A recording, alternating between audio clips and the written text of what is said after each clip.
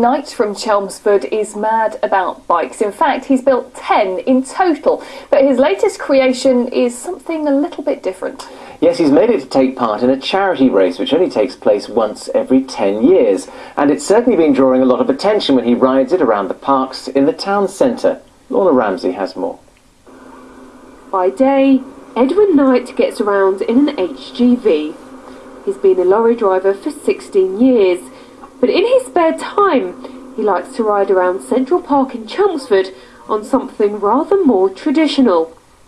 He built this from scratch, but that was the easy part. Learning to get on and off was a little more tricky. It took me a great deal of time to get more than just scoot it along. Climbing on was a leap of faith, and then I just had to jump off, and it was terrifying. It's taken Edwin 5 months to build. He had to go as far as Yorkshire to get some of the parts, and it's all in preparation for this. The Knutsford Great Race at Cheshire in September. It takes place just once a decade. This was the last one in 2000. It sees newly built penny farthings race alongside originals that are more than 100 years old.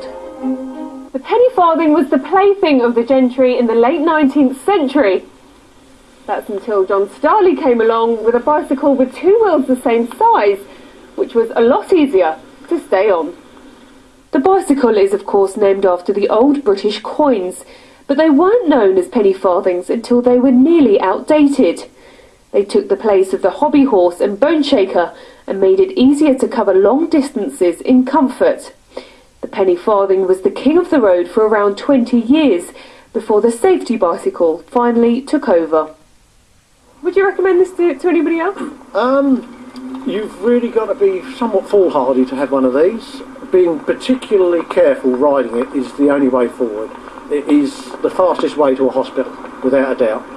But that's a risk Edwin is willing to take, because the charm and eccentricity of this bike is just too hard to resist. Lorna Ramsey, Anglia News, Chelmsford.